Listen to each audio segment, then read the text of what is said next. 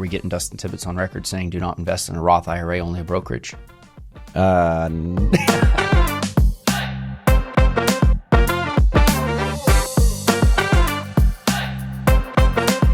to make some people mad today? Yeah. All right. I got a joke. Okay. No, I'm just kidding. So I was playing with something, and I want to share with you. I think you want to do your thing here, but I'm excited about this, right? Because a lot of times when we look at people's what they should do and where they should save their money, everybody's different. But sometimes, like, the really odd answer can work out. I'm not saying it does for everybody, but I will blow your minds here today. Okay, So let's go. Yeah, and I know you made a video on this, so I want to. Yeah. I want to kind of hear your take on it. I've got some other things too. So if you didn't catch the Jazz After Dark last night, so that's something that you made the video on. Yeah. So yeah, what's your take here? You want me to do it? Yeah, let's see this. You want me to do it? Okay. And then I can kind of give you some nuggets here, and we'll go from there. Well, I'm going to take it a little bit different direction. You ready? All right, here we go. We got Mr. Charlie Parker. Charlie Parker. All right. And I'm going to pretend it's a single dude. Yep. He's 28 years old. Okay? And he's trying to decide, where do I put my money? Yeah. Everybody tells me Roth. I kind of like my brokerage account. Okay. Roth or brokerage account. Huh? Oh. So let's play with this here real quick. Now, this is totally general. I know life is going to change for this guy, but just for the moment, play with me. So if this is all you ever did, we know that we could put $7,000 in a Roth, and that's currently how I have it. I'm going to change it up. And I'm going to say, instead, he's going to put $7,000 in a brokerage account. All right? He has no other plans, 401ks or anything.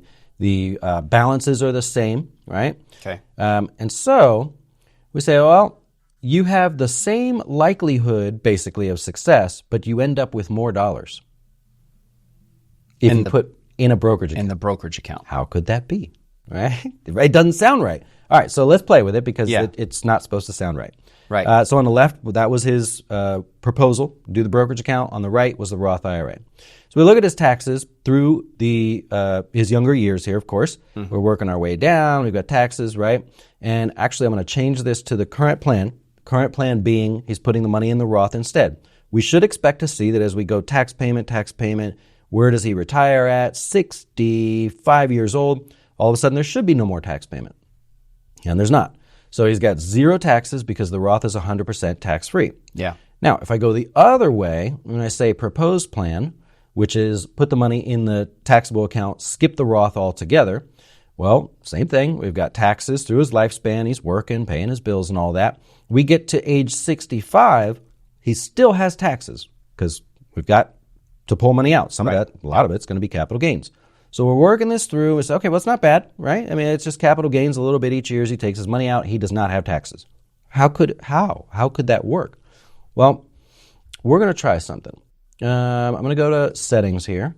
We're going to go to tax assumptions, and I'm going to say that he will be able to, once the account grows, not year one, but as the account grows, he's going to be able to find the $3,000 in capital losses. Right? Okay. Now, this won't happen every year. This is going to be, well, a couple of years were really good, and then a couple of years were really bad. So he's going to have carryovers, right?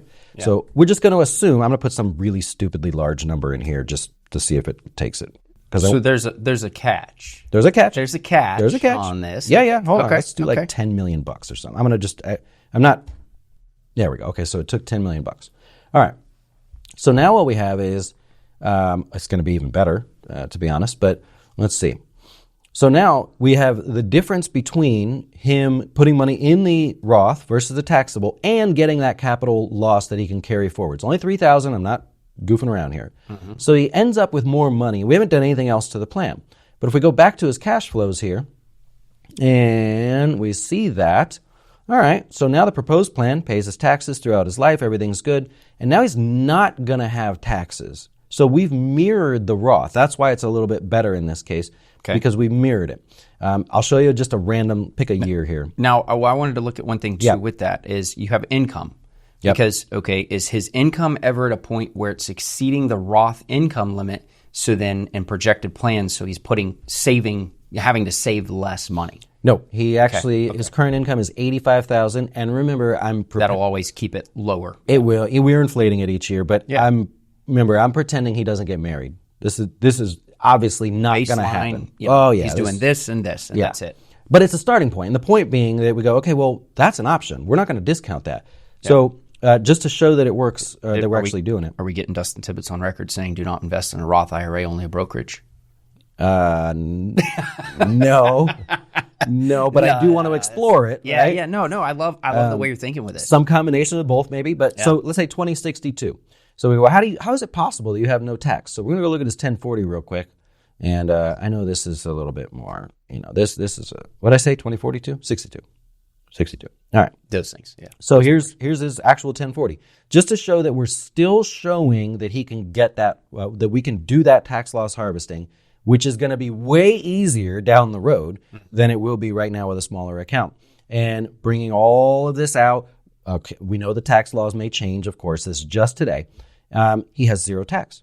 So if we can get that close and we can say, okay, it's probably not, we're not going to tell you go 100% in your taxable account. I'm just not going to say that to somebody with the Roth, especially with his lower income now. But if we can find something there that allows you the flexibility of having the dollars in your taxable account and maybe other strategies, lines of credit and things like that in the future, it's got to be an option, right? It's got to be something that we at least look into doing. Yeah, it's interesting. That's definitely an interesting take on it. Yeah, I was I originally thought you were coming at the traditional Roth. You throw a little twist on me. Yep. I was like, let me do the Roth just to see. This was totally on the fly here, but yes, the Jazz After Dark episode I did, I was like, hey, well, traditional IRA versus brokerage account, there's no comparison, right? You can blow it out of the water.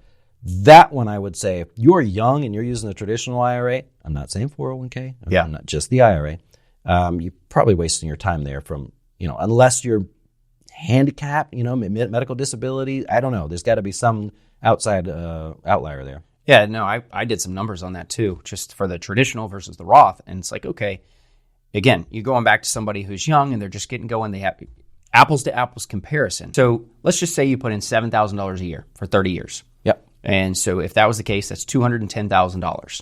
Well, if you were putting $210,000 in, that's the total amount over 30 years that you'd put, 7,000 times 30. Now let's say that, okay, you've got $210,000 and you had a 22% tax rate. Okay. Well, if you have a 22% tax rate right this second, that's $46,200 that you would either save in taxes, or that's $46,200 you would pay in taxes because you did a Roth IRA. Yep. So it goes both ways there. On the other side of things, now, granted, this isn't incorporating it because there's the little FICA tax that you're always paying in. So I'm just giving you your base numbers here. Yep. But then I say, okay, well, if you had $7,000 over 30 years, compounded at 7%, that's $707,511.29. Yep. Well, then if I say, okay, we're going to space this out. I know there's going to be a little bit of market growth on this, but again, keeping it very simple, we're going to say that, all right, you're in a 12% bracket because everybody says, well, if you're in a higher bracket now, put your money in pre-tax, and then when you retire, you are able to retire in a lower bracket and take that money out, not pay as much in taxes.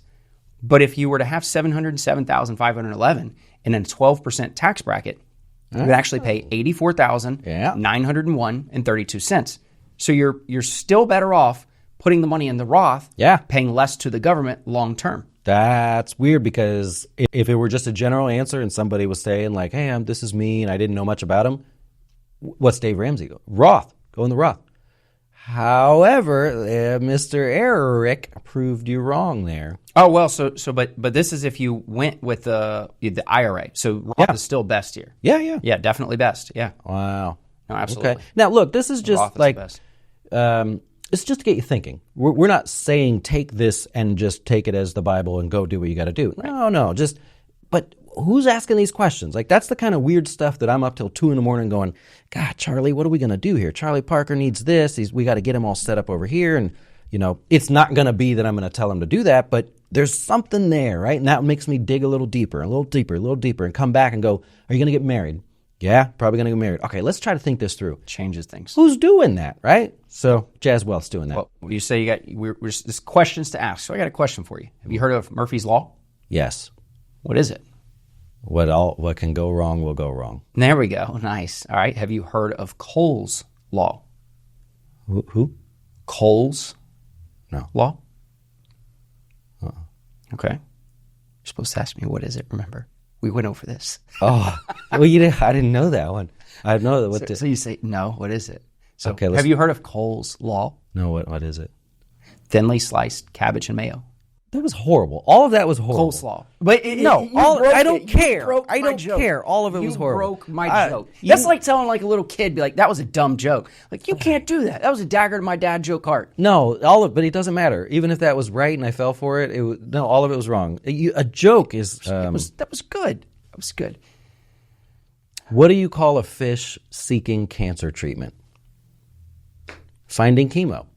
That's a joke, right? Just came up. I remember that. That was not my joke. Okay. Yeah, right. Okay. Kept it on the line there. Yeah. Below the line. Okay. Jesus. All right. Well, whatever.